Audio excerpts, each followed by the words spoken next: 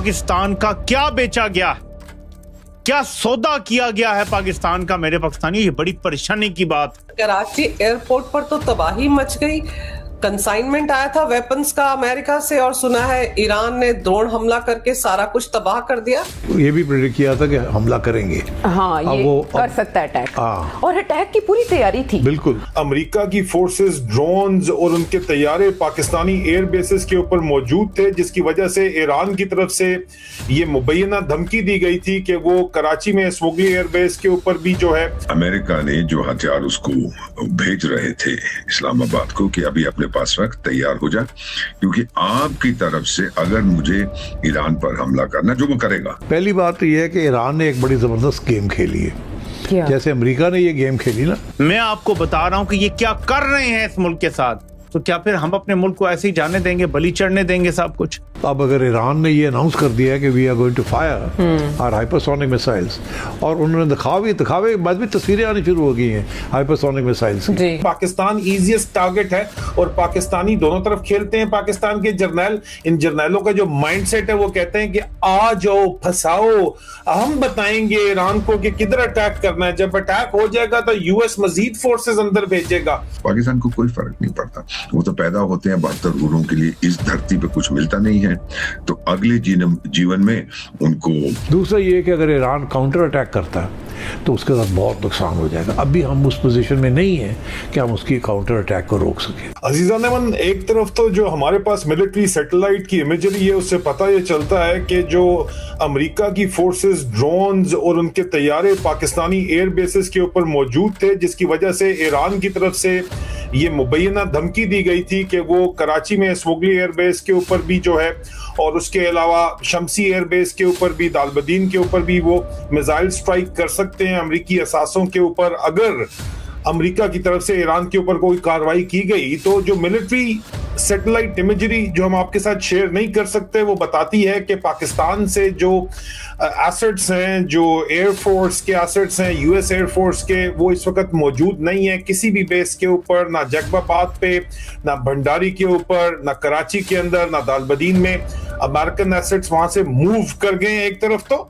और दूसरी तरफ जो है वो बाकायदा तौर के ऊपर कल रात जो अटैक होने वाला था उसकी तफसीलात हमारे पास मौजूद है। वो क्यों नहीं हुआ, लेकिन खबर ये चलाई जा रही है और इस वक्त तक कंफर्म हो चुकी है कि पेंटागन ने अपना carrier strike group middle east की तरफ मूव किया है। लेकिन इससे बड़ी खबर ये है कि ये जो कैरियर स्ट्राइक ग्रुप है ये कहां से मूव किया है और क्यों मूव किया है, ये असल खबर है जिसके ऊपर कोई नजर नहीं रख रहा। और पाकिस्तान के ऊपर जो है वो वीजा बैन लगा दिया गया है। हालांकि पाकिस्तान सदर ट्रंप को नोबेल पीस प्राइज देना चाहता था, लेकिन हिंदुस्तान के ऊपर बैन नहीं लगाया गया है। ये अहम खबर है। सर, कराची एयरपोर्ट पर तो तबाही मच गई।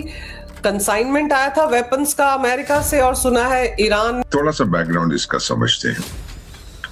वो जो एक खेती मार्शल है ना जिहादिस्तान का, जो खेती करता है, फील्ड में काम करता है, जो मार्शल, पिंजरे वाली मुनिया, तो वो अमेरिका गया था एटसेट्रा। उस समय ट्रंप ने उससे, अब जो सामने आ रही है खबर, उससे कहा था कि देख टाइगर, ये रेयर चेयर सब बकवास है, तेरे पास कुछ नहीं है। वो लेके तो गया था अपने साथ में दिखाने के लिए, देखो जी मैं दुकानदार हूँ, मैं सेल्समैन हूँ।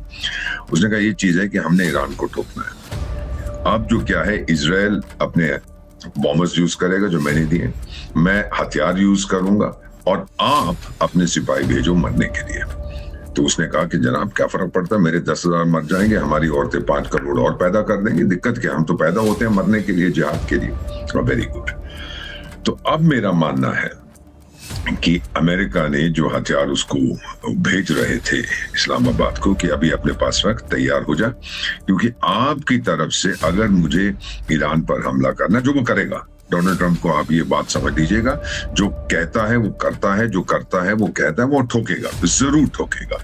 लेकिन उसको अगर जाना पड़े अंदर, अपनी अमेरिकी लोगों को नहीं भेजेगा सिपाहियों को मरने के लिए, पाकिस्तानियों को भेजेगा। पाकिस्तान को कोई फर्क नहीं पड़ता, वो तो पैदा होते हैं 72 गुरों के लिए, इस धरती पे कुछ मिलता नहीं है, तो अगले जीवन में उनको जो कुछ चाहिए मिलेगा, वहां पे उनको शारीरिक संबंध मिलेंगे 72 हूरों के साथ, और इस जीवन में उनको हिंसा मिलेगी। तो ये दोनों चीजें अगर आप ध्यान में रखें, फिर ये साफ जाहिर है कि अमेरिका करने वाला था कुछ ईरान पर, और उसने पाकिस्तान को ये हथियार भेज दीजिए कि अपने सिपाहियों को ये दीजिए और वो अंदर जाएंगे अब।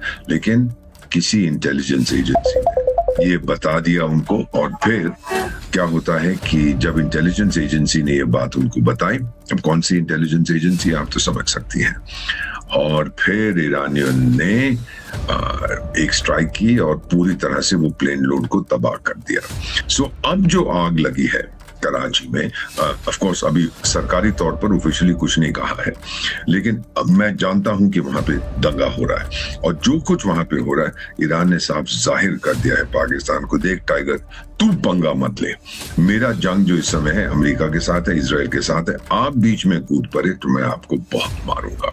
और ईरान ने पहले भी ये साबित कर दिया है कि उसमें ताकत है ठोकने की। अब वो मिसाइलों की जो बात कर रहे हैं कि हम इसराइल पे मिसाइलें दागेंगे और अमेरिकन बेसिस पे मिसाइलें दागेंगे, ये बड़ी मजेदार चीज है।